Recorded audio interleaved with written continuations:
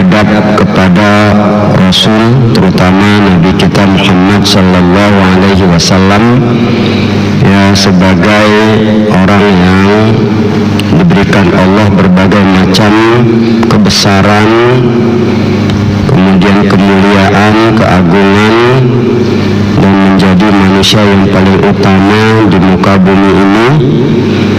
Dan bagi kita, beliau adalah orang yang memberikan jaminan yang wewenang terhadap dirinya Allah berikan begitu luas demi, ya, kebaikan, terutama keselamatan kita dunia dan akhirat. Ada dua hal yang akan saya sampaikan. Pertama, sebab kita beradab kepada Rasul, dan tentunya yang kedua, cara beradab kepada Rasulullah sallallahu alaihi wasallam. Yang pertama, tentunya bagi kita, ya, sebab beradab itu adalah kewajiban kita sebagai muslim. Pertama, mengimaninya. Banyak diulang Allah dalam Quran, tu'minuna billahi wa rasulih, ya, berimanlah kepada Allah dan Rasulnya. Ya, itu selalu diulang Allah, ya, seperti halnya di dalam surah As-Saff, ya, itu digambarkan jelas bahwa kita, ya, untuk dapat mengimani Rasul itu Allah yang nyuruh. Jadi kalau sudah Allah yang nyuruh mengimani, yang percaya kepadanya, ini sudah merupakan titik paling tinggi di dalam hati kita. Ya, makanya kalau Rasulullah dijadikan idola, saya tidak kurang setuju, walaupun ini sekedar bahasa, karena siapapun bisa jadi idola dalam kehidupan ini. Tapi ketika idola itu salah, kita cenderung mencampakkan idola itu. Sementara Nabi ini kan tidak ada salah yang diperbuatnya.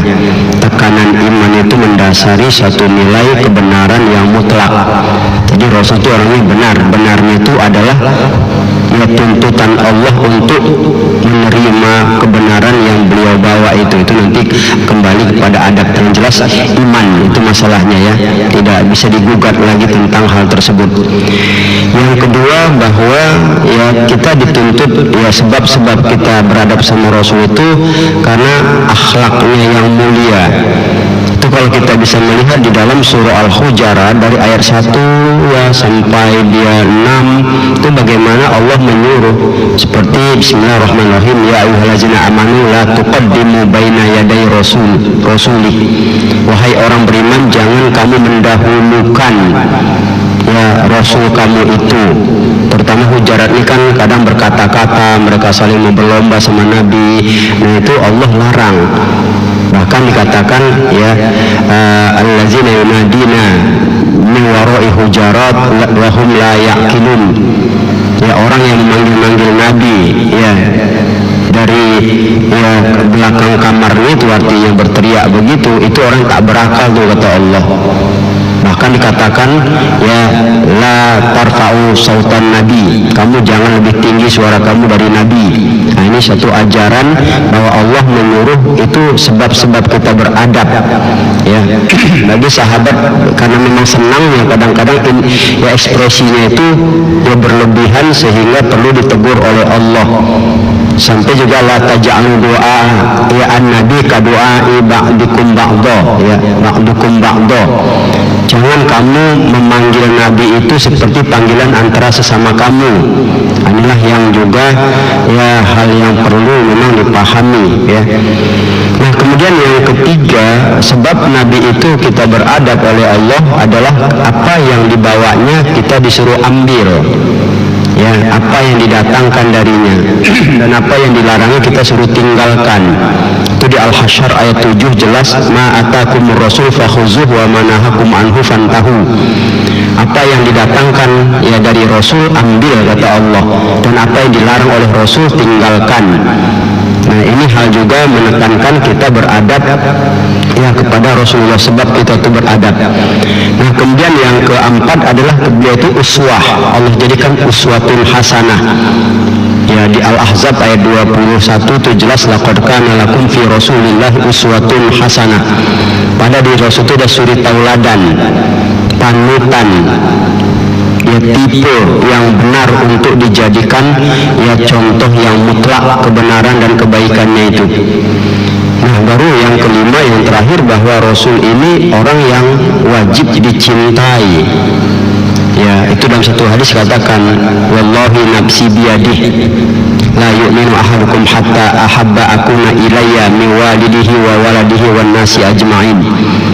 Ya, demi Allah yang jiwaku di dalam genggamannya, tidak sempurna iman seorang kamu sehingga dia lebih mencintai aku daripada kedua orang tuanya, anak-anaknya, dan seluruh manusia. Ini menunjukkan sama kita, ya, first-nya itu, nomor satunya adalah Rasul sebagai kecintaan dalam diri kita. Dalam nilai wujud manusia adalah Rasulullah. Orang tua kita sekalipun dia adalah ya sebagai perantara kita lahir ke dunia, itu di urutan kedua. Ini kalau kita lihat, ya, baru anak, baru ya yang lain dia. Ini menunjukkan pada kita bahwa keberadaan cinta itu membutuhkan dan menuntut adab di dalam kehidupan kita. Inilah yang di mahal kalau kita lihat sebab-sebab kita itu dituntut untuk beradab kepada Rasulullah Shallallahu Alaihi Wasallam. Nah, tentunya kalau begitu, apa sikap yang perlu kita perbuat sebagai wujud adab kita kepada beliau? Ya, di dalam kitab Minhajul Muslim itu ada 8 hal ya digambarkan. Ya, baik kalau mungkin kalau kita lihat beliau itu ya ada dulu, tidak ada pun, tak ada bedanya ya. Bahkan ya orang-orang yang sudah itu pun dituntut ke arah itu sebagai wujud adab kepada beliau. Yang pertama adalah mentaatinya, ya, kemudian mengikuti jejak sirahnya itu ya, langkahnya, ya. Dan ini juga digambarkan baik dalam ya, kemudian diimplementasikan, kata orang istilahnya diwujudkan lah, ya, ditaati, kemudian jejak langkah sejarahnya itu dipahami, kemudian dikerjakan, diamalkan ya dalam bentuk perbuatan, baik itu urusan dunia dan akhirat, urusan dunia dan agama. Beliau juga ada mengurus dunia, beliau juga mengurus agama. Jadi semuanya itu kita taati insya Allah, yaitu menunjukkan kita beradab kepada beliau ya, kepada Rasulullah Shallallahu Alaihi Wasallam. Nah, ini yang pertama. Jadi maka itu kita sama-sama, saya pribadi, kita telaah lah, apakah kita sudah memang taat, apakah sejarahnya sudah kita pahami. Nah, ini kan kadang-kadang ya sejarah Rasul aja pun ya bukunya bertabur, tapi kadang tak dibeli, tak dibaca, atau dibacakan kepada anak-anak dan keluarga kita, atau paling tidak cerita ya. Nah, itu yang pertama dia. Yang kedua adalah mengutamakan cinta kepadanya, kemudian ya menghormatinya dan mengagungkannya. Nah, ini ya, artinya kecintaan yang paling utama kita itu pada Rasulullah dengan penuh penghormatan. Namanya lah menghormati itu kan, kalau Rasulnya kan tidak mutlak ya seperti kita. Kalau mereka dulu yang sama-sama dia, jelas mereka punya sikap, dan sikap itu tidak merubah. Artinya tidak ada pun Rasul di sisi kita sekarang ini, tapi kan jelas penghormatan seperti tadi, bercakap pun kita tidak ya dalam apa ya ceramah apa kayak gitu ya, tidak harus si Muhammad siapa. Nah, ini si Muhammad Rasul itu udah nggak benar kita itu ya. Tetap Rasulullah SAW, Nabi Muhammad itu tetap harus ya penghormatan itu dilakukan dia ya, kecuali kalau kita membaca sejarah ya seperti saya bilang tadi, artinya dialog antara Nabi dengan orang kafir yang memang langsung panggil-panggil aja, itu kita kan mengungkapkan seperti itu ya. Ini hal-hal yang sebenarnya juga ya kemudian takzim, tetap kita ya meletakkan Rasul itu lebih besar nilai kepribadiannya dari siapapun yang ada. Ini dia. Jadi maka itulah kalau kita bicara tentang Nabi ini, ada rasa tawaduk kita untuk membicarakan, mengomong ya, menyampaikan dan sebagainya.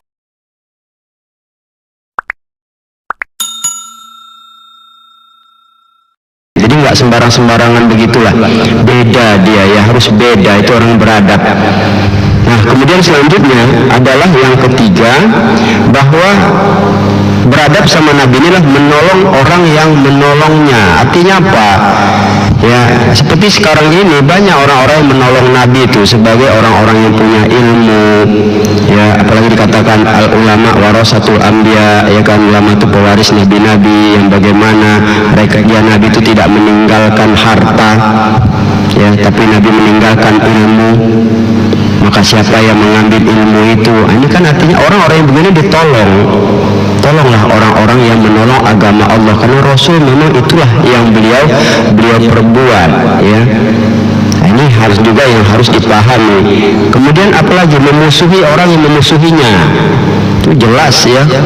Makanya di dalam Mi'raj itu kan datang sama Ali, kata Nabi, jumpai Ali, yang orang yang mendustakan Nabi, dipancung sama Ali bin Abi Thalib.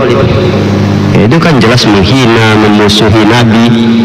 Ya, maka bagi kita juga, ya, orang-orang yang menghujat Nabi itu jelas tidak ada alasan untuk dibuka peluang sama dia, ya, dibiarkan, harusnya begitu, ya. Inilah yang kalau kita lihat, apalagi di negara kita ini kelewat bebas, sampai aliran-aliran yang muncul, ya, menafikan ingkarus sunnah dan sebagainya. Ini ingkarus sunnah kan termasuk orang yang musuh Nabi nih, ya, memusuhi Nabi. Itu kita perlu memusuhinya, ya, tinggal bagaimana bijak kita saja, itu problemnya. Kalau memang dia juga nggak mau, ya perlu diambil jalur hukum, kan begitu masalahnya. Ya, termasuk hal-hal yang menistakan agama itu kan pada dasar sama dia, ya. Kemudian ridho kepada apa yang diridhoinya, ya, apa yang diridhoi Nabi bikin, itu beradab sama dia. Benci kepada apa yang dibencinya, ya, ini masuk kategori yang keempat tadi, yang menolong orang yang membela, yang menolong agama, kan itu masalahnya, ya, memusuhi orang yang memusuhi agama. Kemudian ridho kepada apa yang diridhoinya, benci pada apa yang dibencinya. Ini kita beradab kepada Nabi. Jadi nggak ada peluang bagi orang untuk sedikit pun yang merendahkan Nabi kita di dalam kehidupan, dan ini keuntungannya besar sama kita sebagai satu nilai keimanan yang kuat. Nah, kemudian yang keempat, bahwa beradab sama Nabi ini ialah yang mengagungkan dan memuliakannya, ya, melalui pujian sholawat kepadanya. Ini juga, ya, kita dituntut banyak bersolawat, dan hadis-hadis sholawat pun banyak, ya, kalau kita lihat. Nah, inilah gambaran orang beradab sama Nabi selalu. Makanya ada satu hadis itu, yang tidak mau sujud kepada Allah, yang tidak mau sholat, itu orang sombong kepada Allah, dan orang yang sombong kepadaku, tidak bersolawat kepadaku, itulah orang sombong kepadaku. Nah, ini kalau kita lihat, ya. Jadi maka itu pada dasarnya ketika namanya disebut, kita dituntut untuk bersolawat sebagai adab terhadap pujian. Sementara Allah sendiri pun sudah jelas, ya, di Al-Ahzab itu, innallaha malaikatahu yusholluna 'alan nabi ya ayyuhalladzina amanu shollu 'alaihi. Ya, Allah sendiri pun beliau, ya, Allah itu dia Tuhan yang merahmati, ya. Dan kita dituntut apa? Berselawat sebagai, ya, pujian dan doa kepada dia untuk kita sendiri melalui selawat kepada Nabi. Wasallimu taslima, kan itu masalahnya, ya. Ada keselamatan bagi kita ketika kita berselawat kepada Nabi itu. Nah, kemudian yang kelima adalah membenarkan, ya, kabar berita yang dibawanya dalam bentuk-bentuk sunnah, baik urusan dunia dan akhirat. Jadi apa yang dibawa Nabi itu dibenarkan, ya, urusan dunia, urusan yang ghaib, apalagi urusan yang ghaib, kan. Nabi Mi'raj, apa yang dia bawa, ya, cerita tentang surga, neraka, bagaimana azab. Memang kalau kita lihat itu ghaib, tapi yang bawa ini siapa? Nabi. Kan dikatakan seperti di Al-Ahzab ayat 22 itu, kan, sadaqallahu wa rasuluh, ya, benarlah Allah dan Rasulnya, wa ma zadahum illa imana wa taslima, tiadalah bertambah bagi mereka kecuali, ya, keimanan, ya, dan ketundukan. Nah, jadi jelas kalau kita lihat, benarkan Rasul itu, apapun disampaikannya benarkan dia. Tidak ada alasan untuk ya mendustakan itu satu kekeliruan sama kita. Nah, kemudian yang keenam ialah menghidupkan sunnah-sunnahnya. Apa sunnah yang beliau laksanakan? Kebiasaan-kebiasaan hidup yang punya aturan yang baik itu, baik di Quran maupun di hadis beliau. Nah, itu dibiasakan. Kalau di Quran jelas dari Allah, wujud yang dia perbuat, itulah sunnah. Kita lihat yang menjadi satu bahan sama kita untuk bisa melakukan, melaksanakannya, ya, mengamalkan, terserah apa bahasa yang bisa kita pahami ya. Nah, di situ. Nah, kemudian yang ketujuh, yang merendahkan suara ketika ya, di kuburnya ketika berziarah, dan di masjidnya juga. Jadi ini dianjurkan ketika berziarah, rendahkan suara itu. Ya, makanya kalaupun berselawat di situ, assalamualaikum ya Rasulullah, ya apalagi mau kita baca di situ, silahkan kita bilang. Nah, jadi di kubur itu rendahkanlah suara, jangan kencang-kencang kali, sekalipun beliau ya sudah dikubur wafat, tapi jelas digambarkan satu hadis, orang yang berselawat kepadaku, kata Rasulullah, ya di kuburku itu malaikat akan menyampaikannya kepadaku. Itu kan jelas kalau kita lihat ya ada nilai penghubung yang perlu menjadi satu sama kita ya, pertimbangan. Jadi jangan berteriak-teriak atau apa kencang sekali di situ ya. Nah, baru yang terakhir, cinta, kita bilang sebab beradab sama Rasulnya. Kita bilang ya adab sama Rasulnya apa? Mencintai orang-orang yang solih ya, orang yang solih, orang-orang yang baik, itu disuruh kita mencintainya. Kenapa? Biasanya orang baik itu selalu melakukan sunnah-sunnah Rasul, yaitu mengikuti jejak Rasul. Ya, jadi apa yang ya kita lihat dari orang yang solih, apalagi dia melaksanakan sunnah, menjalankan agama, dan apa yang diperbuat Rasul dia ikutin. Nah, dia orang yang baik, maka kita dituntut untuk ke arah itu. Ya, jadi ini perlu sama kita ya. Kalau udah beginilah insya Allah mudah-mudahan. Jadi seperti saya bilang dari awal tadi ya, beradab sama Rasul bukan mutlak ya, beliau memang tidak ada, tapi orang-orang yang ada sama dengan kita yang baik-baik itu, yang mengikut sunnahnya, itu juga perlu disayangi sebagai wujud kita sayang kepada Rasulullah Sallallahu Alaihi Wasallam, beradab kepadanya ya. Inilah 8 hal yang perlu ya kita pahami ya. Insya Allah ya, perbuatlah seluruhnya semaksimal mungkin. Kalau tidak pun berapa kita sanggup untuk itu, insya Allah pasti akan bermanfaat bagi kita sebagai ta'ziman wa takriman ya, pengagungan dan pemuliaan, wa ihtiraman dan penghormatan kepada Nabi kita Muhammad sallallahu alaihi wasallam. Demikian wallahu a'lam.